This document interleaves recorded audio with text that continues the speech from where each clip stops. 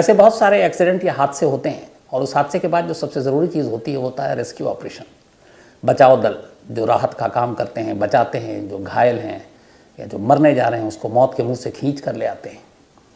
लेकिन आप ज़रा सिर्फ इमेजिन कीजिए कि ऐसा कोई एक हादसा हुआ हो, रेस्क्यू टीम पहुंच गई है, रेस्क्यू टीम को ये भी पता है कि कहाँ पे उनको क्या मदद करनी है, लेकिन रेस्क्यू टीम के लोग खुद डरे हुए हैं, आगे अपने कदम बढ़ा नहीं रहे, क्योंकि इन्हें पता है कि आगे वो कदम बढ़ाएंगे तो दूसरों को बचाएंगे क्या, खुद ही मर जाएंगे। ऐसे दुनिया में बड़े कम केसेस होते हैं जब रेस्क्यू टीम की खुद जान आफत में पड़ जाती है। हालांकि बहुत सारे ऐसे हालात होते हैं जब रेस्क्यू टीम अपनी जान पर खेल कर लोगों को बचाते हैं, लेकिन यहाँ जान पर खेलना भी एक तरह से बेवकूफ़ी कहा जाता। तो इसलिए रेस्क्यू टीम जब तक आगे बढ़ती या वहाँ तक पहुँचती, वो अपने कदम पीछे खींच लेती है। ये दुनिया का इकलौता ऐसा केस है, प्लेन क्रैश की कहानी है, जिसमें एक भी लाश नहीं मिली, लेकिन हर एक को पता है कि उन लाशों का हुआ क्या, क्योंकि जिस जगह ये प्लेन गिरा वहाँ था क्या। कहानी 1996 की है, कहानी अमेरिका के फ्लोरिडा की है। फ्लोरिडा स्टेट से एक प्लेन उड़ान भरती है मियामी के एयरपोर्ट से। ये जो प्लेन थी DC-9 592, एक बहुत बड़ा जहाज़ भी नहीं था, लेकिन इसमें कुल करीब 109 लोग सवार थे, 104 पैसेंजर और 9 क्रू मेंबर। इस जहाज़ की पायलट थी कैंडी क्यूबिक और को पायलट रिचर्ड हेजन, और इन दोनों को बड़ा ही तजुर्बा था फ्लाइंग का।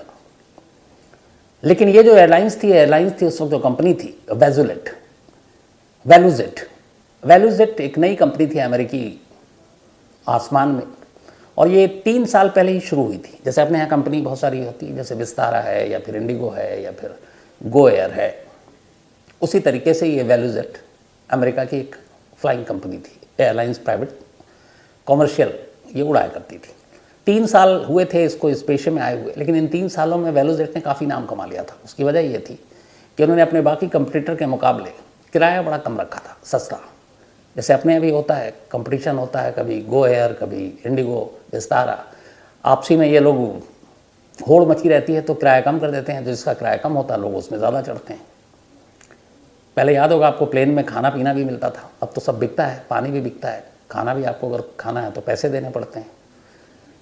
तो ये सारी चीज़ें मार्केटिंग का हिस्सा हो गई हैं। तो ये सस्ते किराए की वजह से वैल्यूजेट काफ़ी पॉपुलर हो गया था।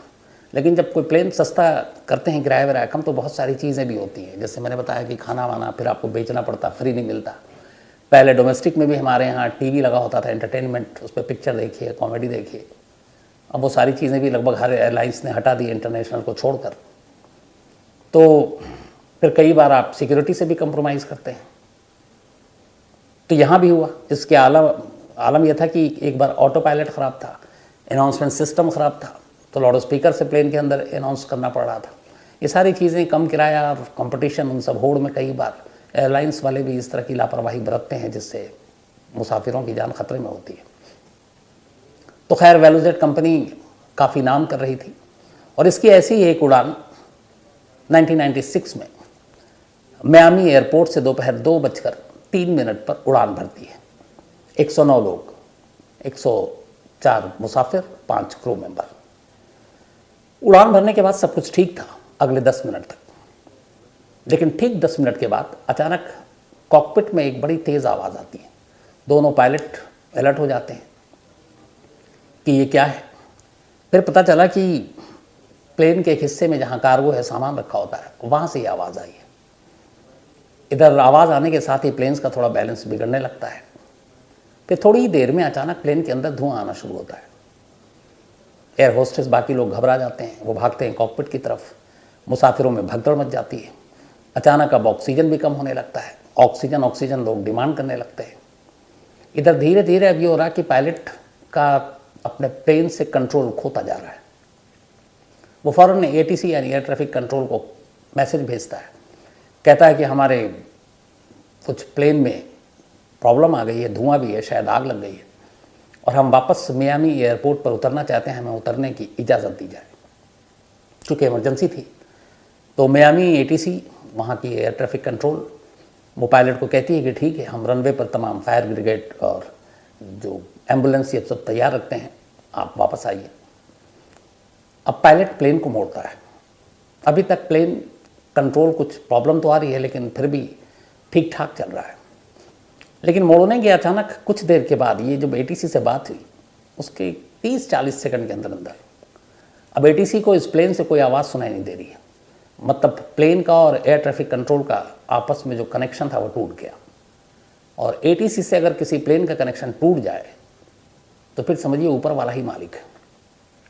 क्योंकि प्लेन जब उड़ान भरती है, हवा में होती है, तो हम सबको ये लगता है कि बस उसने भर लिया, आसमान खाली है, वहाँ तो ट्रैफिक तो कोई है नहीं, रेड लाइट तो होता नहीं है, इतना खुला आसमान है, हमारे जैसे सड़कों की चौड़ाई का भी मतलब नहीं है, कहीं भी उड़ाए। लेकिन ऐसा होता नहीं है। मैंने पहले भी बताया कि आसमान में भी एक एयर ट्रैफिक एक रूल होता है, कॉरिडोर होता है, कॉरिडोर। एक प्लेन इससे ज़्यादा एरिया में दाएं बाएं नहीं हो सकती है, हालांकि वो किलोमीटर का दायरा होता है। तो हाइट से लेकर बाकी चीज़ें सब नीचे से ही उसको कंट्रोल किया जाता है, और वो कंट्रोल करता है एयर ट्रैफिक, एटीसी, कि कब आपको कहाँ मुड़ना है, कितने हाइट पे जाना है, कहाँ एयर टर्बुलेंस है, कहाँ पे मौसम ख़राब है, कहाँ बादल हैं। तो ये सारी चीज़ें नीचे से गाइड होती हैं और उसी हिसाब से पायलट उसको फॉलो करके प्लेन को उसी डायरेक्शन में या उस हाइट पे ऊपर नीचे करता रहता है। अब आपको लैंड भी करना है तो एटीसी के आप सहारे हैं, क्योंकि वो बताएगा आपको रनवे कौन सा है, रनवे नंबर क्या है, रनवे खाली है भी कि नहीं। इसलिए आपने कई बार देखा होगा कि जब आप प्लेन में बैठते हैं और एयरपोर्ट नज़दीक है, पायलट बोल चुका होता है कि crew member be ready for landing, तो लगता है कि आप लैंड होने वाले हैं, लेकिन उसके बाद भी 10-15-20 मिनट हो जाता है। वो इसलिए होता है कि उस वक्त रनवे खाली नहीं होता, रनवे पे रश होता है, भीड़ होती है। तो फिर एटीसी प्लेन को कहता है कि आप ऊपर ऊपर घूमो गोल गोल। तो वो फिर दिल्ली आने के बाद भी कई बार प्लेन आपके फरीदाबाद से लेके और उधर दूर दूर तक घुमाते रहते हैं, और जब रनवे खाली होता है एटीसी इजाज़त देता है प्लेन नीचे। तो एटीसी का कंट्रोल में रहना और प्लेन के साथ बहुत ज़रूरी है, और एक बार संपर्क टूट गया तो फिर समझिए कि कुछ भी हो सकता है। तो इस एयरलाइंस के साथ वैलोजेट के ये हुआ कि एटीसी से संपर्क टूट गया।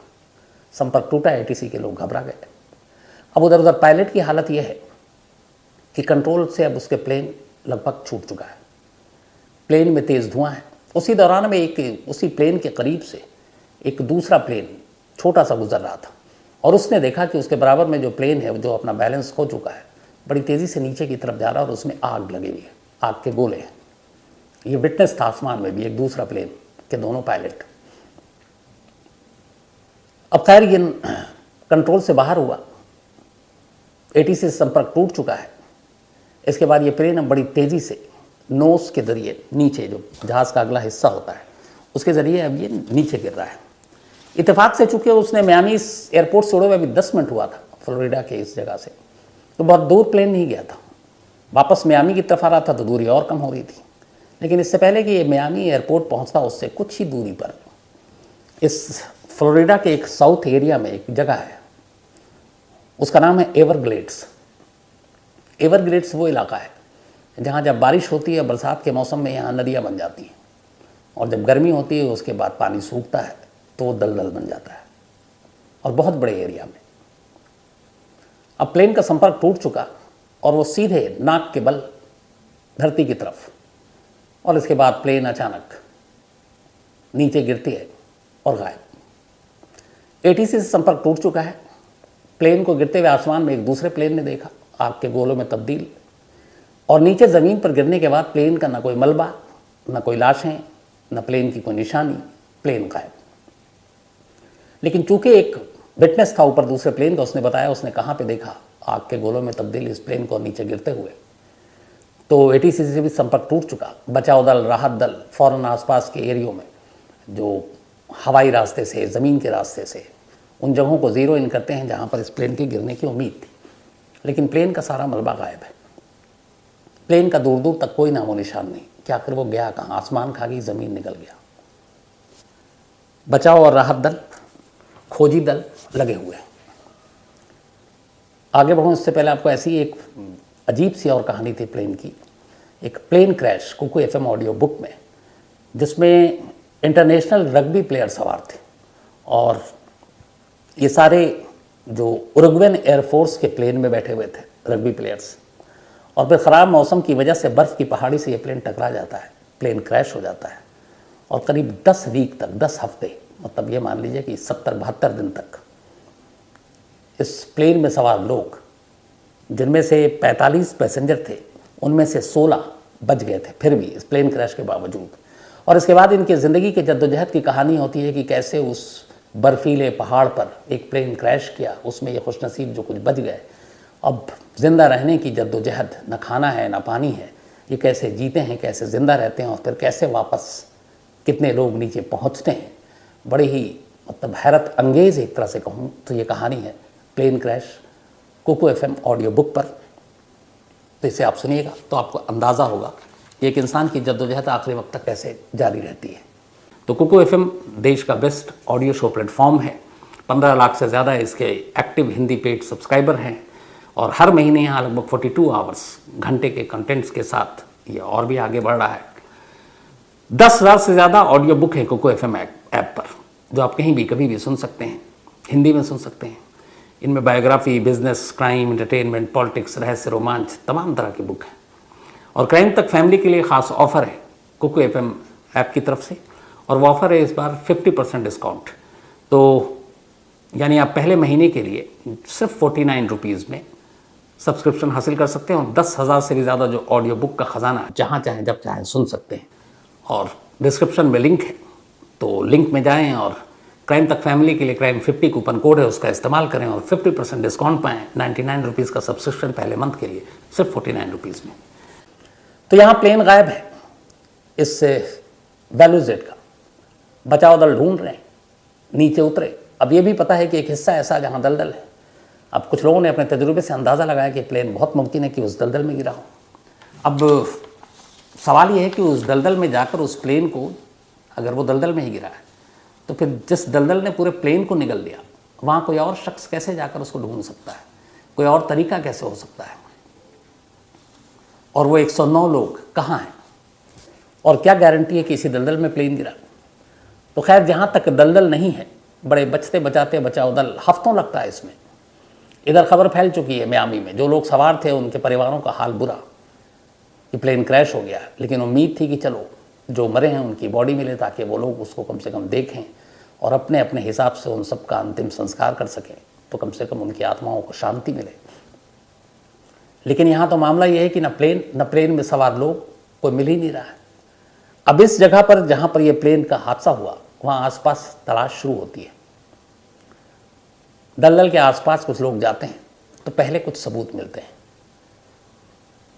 बच्चों के बस्ते मिलते हैं, कुछ किताबें मिलती हैं, कुछ इंसानी जबड़े मिलते हैं, बस यही सारी चीज़ें मिलती हैं। और ये जब सारी चीज़ें मिलती हैं तो फिर ये मतलब पूरी तरह से एक तरह से पुख्ता हो जाता है कि प्लेन को इसी दलदल ने निगल लिया। अब और कोशिश शुरू होती है, तो आपको पता है कि प्लेन के अंदर एक ब्लैक बॉक्स होता है। इसी तरह वो ब्लैक बॉक्स जो ना आग में जलता है, ना पानी में ख़राब होता है, ना टूटता है, वो ब्लैक बॉक्स तक खोजी टीम पहुंच गई और खोजी टीम ने उस ब्लैक बॉक्स को ढूंढ निकाला। लेकिन उस प्लेन का कोई मलबा नहीं मिला, उस प्लेन में सवार 109 लोग नहीं मिले। और फिर ये मान लिया गया कि वो 9 लोग कभी नहीं मिलेंगे। इसकी वजह ये है कि जिस जगह पर ये प्लेन गिरा, उस दलदल में फ्लोरिडा के साउथ एरिया में जो कहा जाता है कि सबसे ख़तरनाक खूंखार मगरमच्छ थे, घड़ियाल और जहरीले सांप, बेहद जहरीले। तो अगर कोई जिंदा भी रहा तो मगरमच्छ का निवाला बन गया, या फिर सांप ने डस डाला, या फिर घड़ियाल थे। तो उनमें से किसी की अब लाश या बॉडी मिलने की उम्मीद और गुंजाइश थी नहीं। खाना पूर्ति के लिए बचाव दल और राहत दल रेस्क्यू ऑपरेशन चलता रहा, लेकिन 109 में से एक भी मुसाफिर या क्रू मेंबर की डेड बॉडी जो इस प्लेन क्रैश में मारे गए, आज करीब 27 साल हो गए, आज तक बरामद नहीं हुआ। और लोगों ने मान लिया कि सब कोई इसी दलदल या फिर उस दलदल में मौजूद मगरमच्छ का निवाला बन गए और इसलिए अब दोबारा कभी मिलेंगे नहीं। सोचिए उन लोगों के मन में और जहन में क्या बीती होगी। एक तो जिनके अपने इस तरीके से मौत के मुंह में चले गए, और दूसरा फिर कभी वो ना देख पाए उनकी लाशों को, न उनको अपने अपने धर्मों के हिसाब से उनको आखिरी सफ़र तक पहुंचा पाए। इस प्लेन क्रैश को लेकर इसके बाद बहुत हंगामा हुआ इंक्वायरी कमेटी बैठी। जब इंक्वायरी कमेटी बैठी तो लंबी जांच हुई। उस जांच के बाद 3 ऑर्गेनाइजेशन को जांच दल ने दोषी ठहराया। उसमें पहली थी वैल्यूजेट कंपनी। वैल्यूजेट कंपनी को इसलिए कि पता चला कि उस प्लेन में धुआं कहाँ से आया था। उस प्लेन के अंदर एक ऑक्सीजन जनरेटर रखा हुआ था। ऑक्सीजन जनरेटर ये कि जिससे ऑक्सीजन पैदा किया जाए, और कायदे से उसको रखना नहीं चाहिए था जहाँ पर वो लगेज और उसके साथ, और वहाँ बहुत सारे पेपर थे, कुछ पुराने रबड़ थे। लेकिन सस्ता और मुसाफिरों को लुभाने के लिए, आनन फानन में उड़ान भरने के लिए, मुसाफिरों की जान को खतरे में डालकर ये एयरलाइंस इसी तरह पैसे कमा रही थी। तो उसने उसमें अपना ऑक्सीजन जनरेटर रखा और उसी जनरेटर में चिंगारी लगी और आग लग गई। और वो आग कुछ पेपर्स पड़े हुए थे उस पर लगी, और फिर जो टायर थे उस पर लगी, और उसके ज़रिए प्लेन तक। और उस आग ने प्लेन के पूरे कंट्रोल सिस्टम को, जो वायरिंग थी सब कुछ, वो ख़राब कर दिया। तो जांच में आई कि ये जो ऑक्सीजन जनरेटर था वो आग की वजह बनी, और ये वहाँ पर रखना नहीं चाहिए था। ये सुरक्षा के नियमों के खिलाफ था, इसलिए वैल्यूजेट कंपनी को दोषी ठहराया गया। दूसरा जिनको दोषी ठहराया गया वो थी एक सेबरटेक कंपनी, जो इस प्लेन के मेंटेनेंस की जिम्मेदारी जिसको दी गई थी। इंक्वायरी के दौरान पता चला कि कई बार इनके ऑटो पायलट सिस्टम ख़राब हो जाते, कई बार पब्लिक अनाउंसमेंट सिस्टम ख़राब हो जाता, लेकिन फिर भी प्लेन को ये उड़ाते रहते थे क्योंकि पैसे कमाने थे, मुनाफा कमाना था। तो मेंटेनेंस कंपनी ने भी अपनी जिम्मेदारी ढंग से नहीं निभाई। और तीसरी जिसको जिम्मेदार माना गया वो थी फेडरल एविएशन एजेंसी। ये अमेरिका का एक तरह से नागरिक उड्डयन मंत्रालय आप समझ लीजिए, जैसे अपने भारत में है सिविल एविएशन। तो अमेरिका के सिविल एविएशन को भी जिम्मेदार माना गया कि एक एयरलाइंस जो इतने सारे सुरक्षा के नियमों के साथ समझौता नहीं कर रही है, उसका उल्लंघन कर रही है, उसके बावजूद आप उसको उड़ने की इजाज़त दे रहे हैं। आप लोगों ने सही से उसके लाइसेंस, उसकी जो फिटनेस है प्लेन की, उन सारी चीज़ों की जांच नहीं की। तो इसलिए इसके लिए फेडरल एविएशन एजेंसी को भी जिम्मेदार माना गया। मामला फिर अदालत में गया। उधर लोगों का गुस्सा था, जो लोग इसमें मारे गए थे।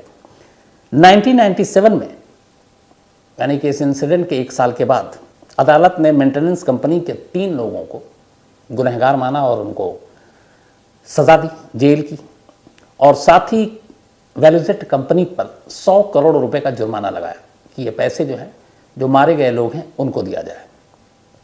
इसके साथ ही वैल्यूजेट कंपनी के जितने भी प्लेन थे उस वक्त अमेरिका में उड़ रहे थे, उन सबको ग्राउंड पे कर दिया गया कि अब आप उड़ान नहीं भरोगे, और उन सबकी उड़ान पर रोक लगा दिया गया। लेकिन फिर बाद में हर हादसे के बाद जैसे होता है, लोग भूल गए, कुछ महीने बीते, फिर एविएशन डिपार्टमेंट ने वैल्यूजेट को प्लेन की उड़ान भरने की इजाज़त दे दी। वो फिर से आ गए, लेकिन तब तक उनकी इतनी बदनामी हो चुकी थी मीडिया के थ्रू, वैल्यूजेट के मेंटेनेंस, उसकी नाकामी और पब्लिक की जान जोखिम में डालकर आधे अधूरे सुरक्षा के साथ प्लेन में उड़ने को लेकर, कि कंपनी घाटे में चली गई। और इतने घाटे में चली गई कि ये कंपनी अपने आप को इसने खुद ही बंद हो गई, और एक दूसरी एयरलाइंस ने बाद में इस कंपनी को ख़रीद लिया और अपने साथ मर्जर कर लिया। इसका जो एक मेन मैकेनिक था जिसने सबसे ज़्यादा लापरवाही बरती थी, सेबरटेक कंपनी का, उसको इस पूरे मामले के लिए सबसे ज़्यादा जिम्मेदार ठहराया गया, क्योंकि उसी ने इसकी फिटनेस सर्टिफिकेट को पास किया था। लेकिन कमाल यह था कि जब ये मामला कोर्ट में चल रहा था, वो मेन मैकेनिक अचानक गायब हो गया, और फिर ऐसा गायब हुआ कि आज 27 साल बाद भी वो हाथ नहीं आया। आज भी FBI उसे ढूंढ रही है, और FBI ने उसकी गिरफ्तारी पर लाखों रुपए का इनाम का, मतलब लाखों डॉलर के इनाम का ऐलान कर रखा है, लेकिन फिर भी वो अभी तक हाथ नहीं आया, जो मेन इसका मैकेनिक था जिसने इसकी पूरी फिटनेस सर्टिफिकेट दी थी। तो वो गिरफ्तार नहीं हुआ, 109 लोगों की लाशें नहीं मिली, वो सब मगरमच्छ या घड़ियाल के निवाले बन गए। और ये दुनिया का इकलौता ऐसा प्लेन क्रैश का केस है जो दलदल में गिरने के बाद, जहाँ मालूम है कि यहाँ है सब कुछ, लेकिन बचाव दल भी उसके अंदर उतरने की हिम्मत नहीं जुटा पाया। तो ये थी आज की कहानी।